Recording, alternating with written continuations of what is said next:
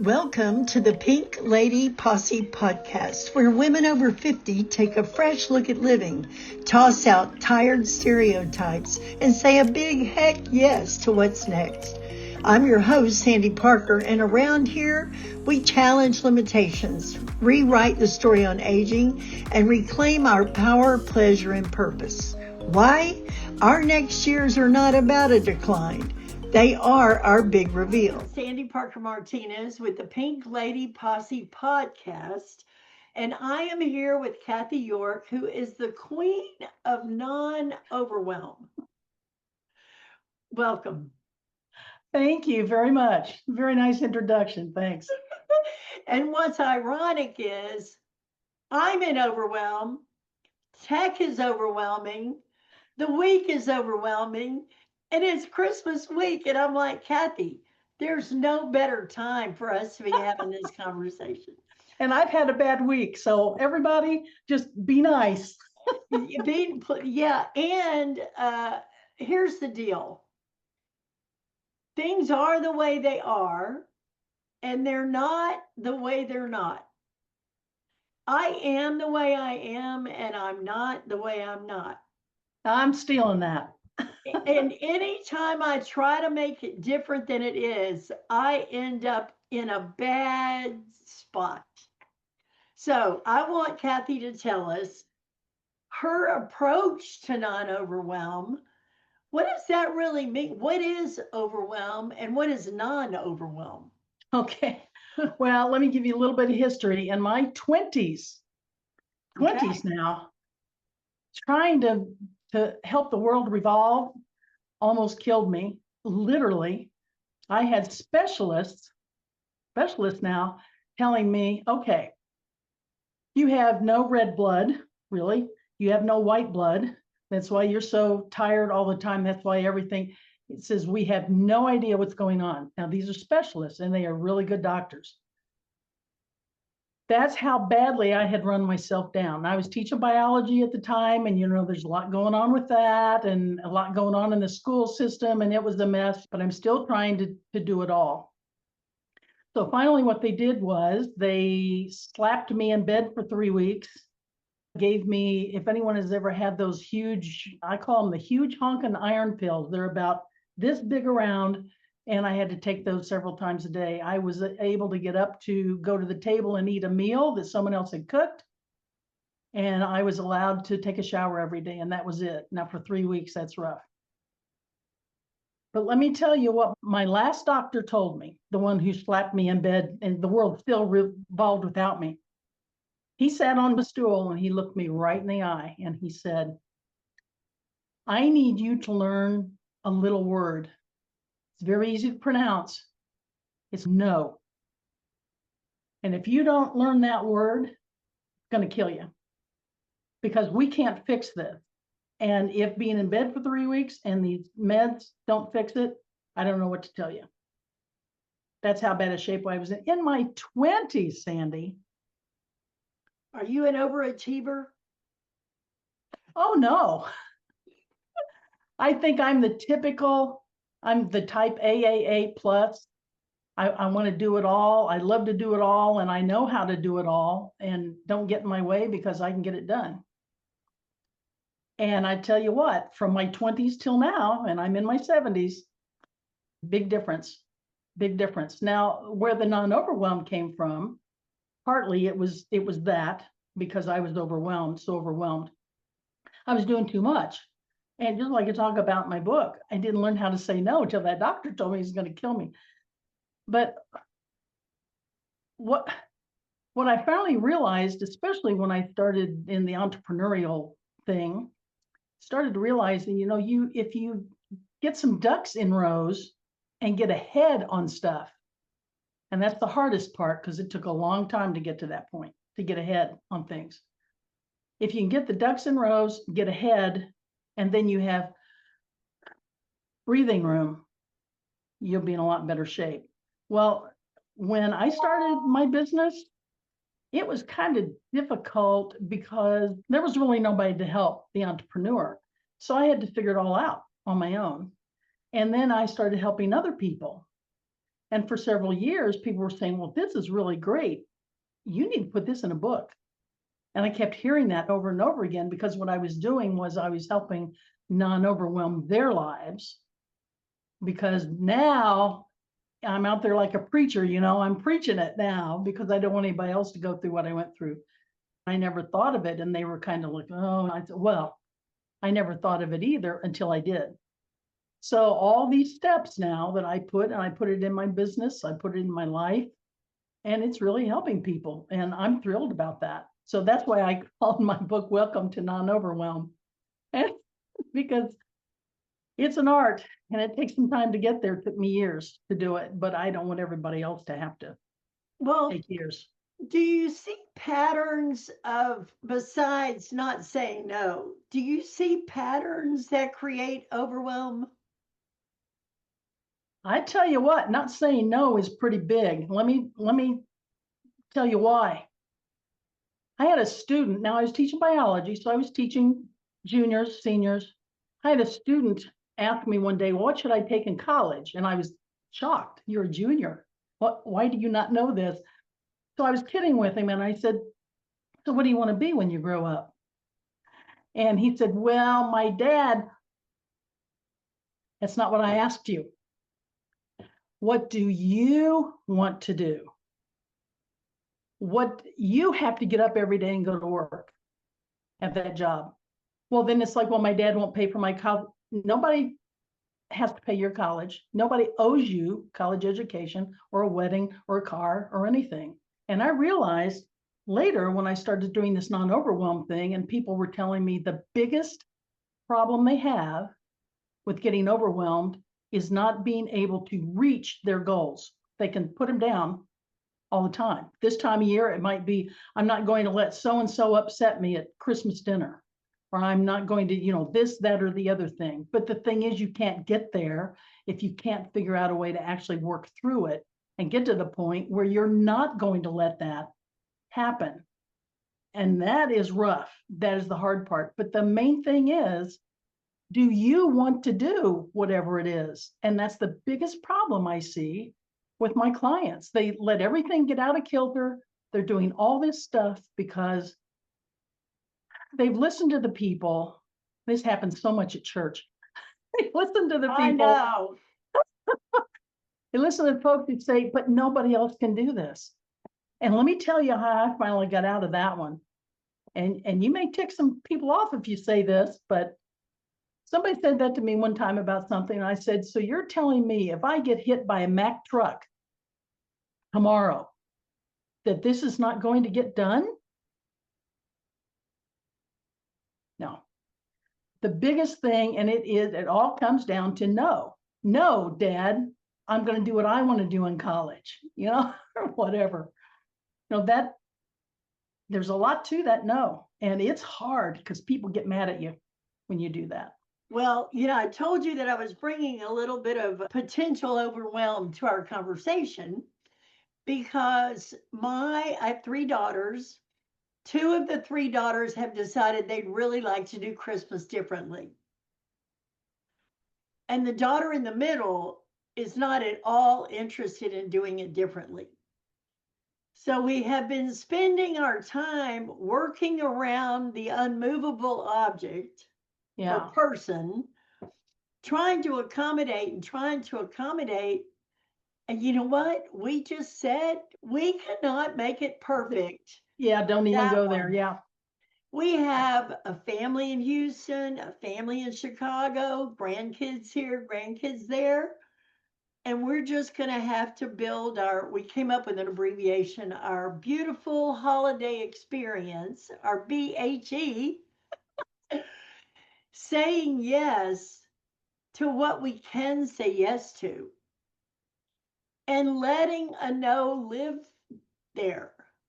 We want to fix it. We want to go make it all perfect. Right. We cannot do that. Yeah. Well, that's one thing I was going to say, especially this time of year, nothing in our lives, unless we're a surgeon, nothing in our lives needs to be perfect because we're recording this around Christmas. Your house does not have to be perfect. Your tree, we We don't even have a tree up. We have no decorations this year. We have a beautiful card with a nativity scene on our mantle right next to an artisan block that says there's only one reason for this season. Oh, That's it. Guess what we've done? We have non-overwhelmed Christmas. We've got too much going on right now. It's like, no, we're not going to do that. And that's part of the no. Say no if you don't want to do it. And you guys have done that. And good for you. Unfortunately, it took you a little time to get there. the change was kind of radical. Yeah. It was a radical change, which change is not easy. And it was sort of quick. We could have made it a little more methodical. Yeah. Would have been a little more helpful to the whole scenario. Right. Plus, we have 2 dogs in the store. I mean, it gets really crazy. It gets a mess. Yeah. So I think one of the things that is just occurring to me based on what you just said is the holiday is really for whatever you want in the holiday, for whatever people you want in the holiday, Yes. for whatever experience you want with those people in the holiday. Right. And it doesn't matter what you're serving, what you're showing, what you're giving, what you're spending. I mean, the whole thing has to just settle down. And Ron and I did that. We were married the day after Thanksgiving in the year we were married, way back in 1984. And we had already told the family, and we reiterated it later that week, said, remember, on Christmas Day, nobody comes in and we're not going anywhere. Radical shift with his family. My family understood it. We're an aviation family and it's just a mess. It's a lot of work. We don't go anywhere on Christmas Day. Nobody comes in on Christmas Day. And that has made a huge difference. It's one day when we know there's nothing we have to do except what we want to do. And it's very peaceful. So here we are. I'm listening to this episode. It's Christmas week. Things are about to go how they're going to go. Do you have tips or tricks beyond saying no? Like, I feel my blood pressure kind of going, and you want to just chill out, but sometimes that blood pressure doesn't come down quite that fast. Right. Do you have any coping tips or what would you recommend? How do you First of do all, that? I was going to, first of all, think through the scenarios of what could happen. If Uncle so-and-so is there, what could happen? Because you know it's going to happen because it happens every Christmas. In fact, it probably happens every Thanksgiving. And then figure out how you're not even going to engage.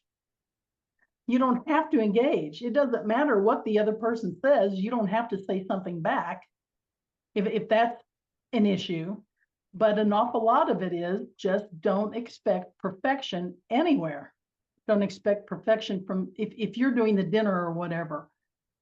Just remember, although you wanted to do this wonderful thing over here and it didn't work, nobody else knows that.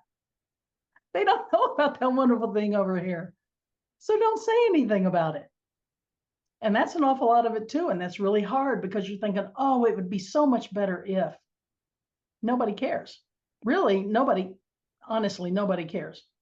Well, the other thing that I have to remember for myself is perfection isn't going to be here with me either. Right? Like in this situation with daughters and dogs and meals and Airbnb and all that, I'm sure I didn't do everything right in communicating with everybody.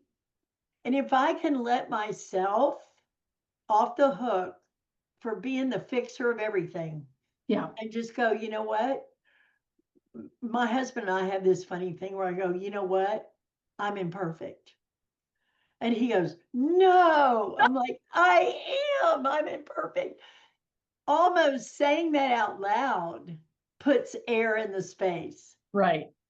Like if everybody just said, you know what? I'm imperfect and I'm doing the best I can.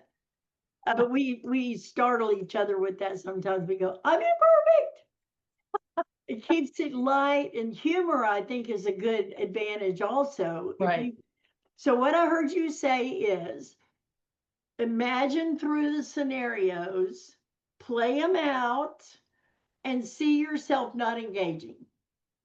You can just smile and walk away. Yeah. But And they hate that, but oh well. don't you think the practice of seeing it through and seeing you not engaging kind of gives you a path to follow, Right. rather being caught by surprise? But I love what you said about something that happens every year Right. or every. And let them have it. Okay, so let them win. Then they're happy. It's a hard one. What did you say? What are they expecting from you? Because the people who are causing all those problems just love doing that. They love tripping people's triggers. So don't let them trip yours. Just say, okay, and turn around and walk off. They may follow you, but Well, my husband's a pastor. And when I very first met him, he's also ex military, 30 years in the military. And I said, well, how? thank you for that. We're a military family too, Oh, retired. yeah, Great. thank you for Thank you. that.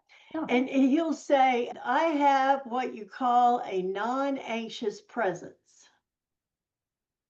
So when I come to a situation, I bring a non anxious presence. It's like a leveling agent. And then, so when, like the church, for example, when he's present, shenanigans don't really go on because that non anxious presence is really a gift you give the environment. Right. Now, did you say you're a pilot? Did I say what? You're a pilot. No, my husband's a pilot. We're an Oh, I see. aviation family, but yeah, just which is one reason we did what we did around Christmas because we knew because his job was so difficult. Mhm. He was a mechanic at the time, so it was really difficult. But we knew it was going to be very difficult having any time because of our schedules, and Christmas was going to be it. Well, what made me think of that is a pilot flying doesn't really need to bring a lot of panic to the situation, Right. right?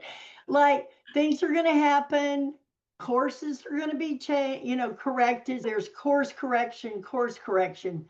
But having that non anxious presence, I Yeah. don't know if they're taught that or if it's just the operational systems are so complete that, like you sort of said that a little bit, right? Like having the methodology in place gives you Right. breathing room.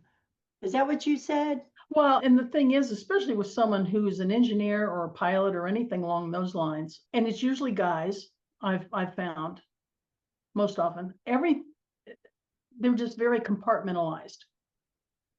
This works, this works, this works. Oops, that didn't work. Okay, let's go back. He doesn't fly commercially, but one time when we were flying, all of a sudden it's boom. It's like, okay, what's going on? I just sat there and he figured it out. So, I mean, things like that happen. But when it comes to, especially to Christmas or any kind of a celebration, if we haven't said no to it, we can say no. We don't have to show up on Christmas Day. Oh, I know somebody just made it. I We know. do It's not like, have to show up. We do not. It's our fault if we show up and there's a problem and we always know there's going to be a problem. That's on us, no matter what it's going to cause with somebody else. And it can cause all kinds of trouble. well, I like the idea of, I'm going to bring this to my own scenario. I'm going to say I am flying a plane that is my beautiful holiday experience. And there's no reason to have a panic about this bump or that bump if I just maintain a non anxious presence and keep my wits about me. What a contribution to the space, to the Yeah. other people can I be if I bring that? Yes. Well, and I have found the people who are the most obnoxious in a situation when you're in a big group of people, just let them win and they'll leave you alone. It's Just terrible. let I them hate win. doing it. I hate doing it, but fine. Well, someone told me yesterday, I was telling them about my family shenanigans, and they said, wow, you have a real sense of allowing people to just be how they are. And I can do that. Yeah. So I'm setting the stage for myself. It's Christmas week. I'm flying the plane of a beautiful holiday experience. There are going to be bumps. I'm imperfect. They're imperfect. And I'm going to allow people to be the way they are and things to go the way they go. Right. See, now that's huge right there. That's huge. Which one? It is what it is. I have that on my website. People can even download it. It is what it is. And people say, well, every time somebody says that, it's because something bad happened. Yeah, that's right. Usually you're not going to say, oh, that was just wonderful. It is what it is. And that doesn't mean I'm not like this inside, because I'm a type A person. But Now you you're don't still have to do these things. you're still a type A. Yeah. Well, and I'm a firstborn, and I'm not only a firstborn, but I'm an only child. Oh So my gosh. yeah, You got them all. I'm not a spoiled only child. I'll guarantee you that. But we're around the adults all the time, and we learn, and we just, it's just, oh, let's get this done and let's get that done. Yeah. Well, I think it's a beautiful week to encounter you, Queen of was it Overwhelm, overwhelmed? I want to say non-overwhelm. anxious, non-overwhelmed. Overwhelmed sounds like pouring a teacup and it just got a little too full. Like, oh, I just tilted. Yeah. So thank you for the visual, the images that I can take with me to the Yeah. experience. And tell me now about your book and how you told me how you wrote it. People were saying you should write a book. How Yeah. is it going? And then do you offer other services with your book? Tell Oh, me I about do. that. Yeah. In fact, we have a special right now. If they go to my website and they're in the lower 48 states, it's only for the lower 48 as a special price, and it includes a signed copy of the book and also a link to the ebook.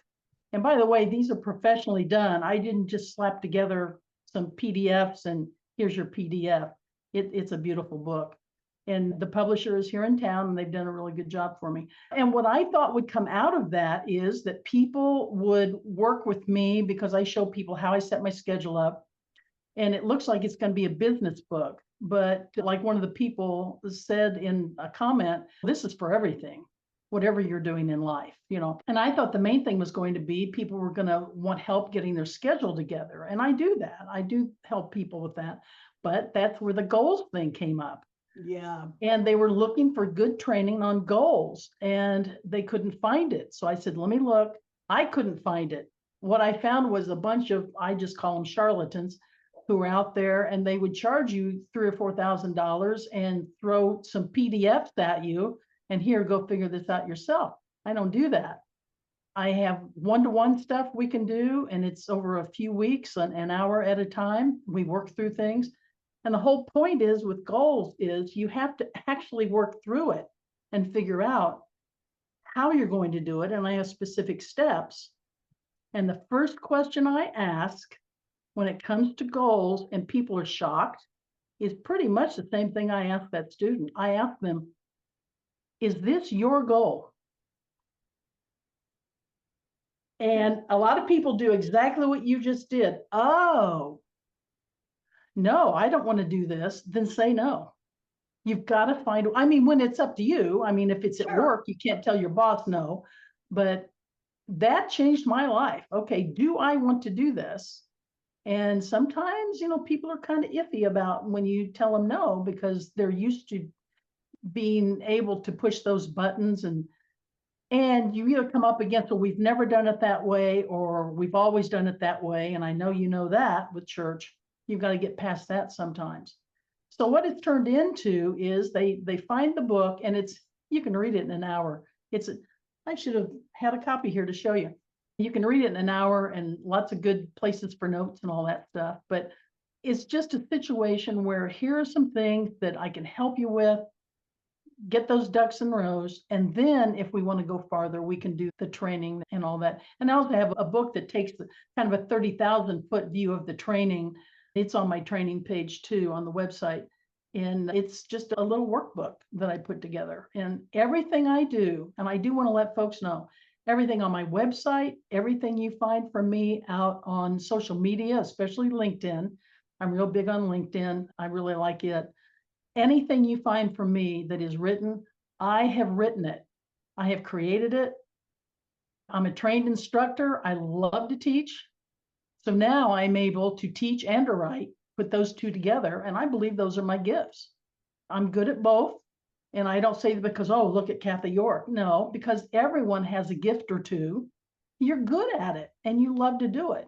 Well, I'm fortunate because I'm able to do what I love every day. And just like when the light comes on with the kid, somebody who has a child and they're explaining something, and all of a sudden it's, oh, and you've gotten through. But the main thing is giving people permission to say no and permission to think, well, do I want to do this? Because the two most important things when it comes to whether or not you're going to do something, do you want to do it? And when it gets messy in the middle and it gets hard, do you love it enough that you're going to get through it? Because if you can't say yes to both of those, when you dump it in the middle, now you've added overwhelm instead of non-overwhelm because, I just can't reach my goals. Oh, I'm just no good. And you start playing those tapes in your head. Think Pink just started, and Think Pink is a support group of women who help each other meet their goals or weather the storms or endure. It's just so important to have people around you that you respect and respect you and to help you in terms of just live life. I mean, because there is a messy middle. And somebody who will listen, and if you blow it, they're there when you blow it and say, well, we get it. So now what? Well, I'm going to put your website and the information in the book in the show notes so people can reach you and find you and get the book. And I think I read you said it's best to get it from you because you can autograph it and then get the book to them. Is that right? Versus going to Amazon? Right. Yeah. And then what happens with that is when you get the email that says that the order went through, the link will be there for the ebook. Now, if you are in Hawaii, Alaska, or anywhere else in the world, Amazon is the place to go. On my website, it's just kathyyork.com, and then you can click on the training or whatever. On the book page, I have the links for Australia and the UK because that's where most of my readers are that are outside of the US. Well, Kathy, I want to say thank you so much for joining me Christmas week. I just want to say happy holidays. Thank you. Merry Christmas. Happy Jesus' birthday. Yeah. Thank you for sharing your gifts with the world, and I will see you in January. Sounds good. Mwah. Thanks for tuning in to Pink Lady Posse podcast, where women go from what now to what's next. Come join us at pinkladyposse.com, where we share community, resources, and tools to support your next beautiful chapter. With love, light, and a little lipstick. See you next time.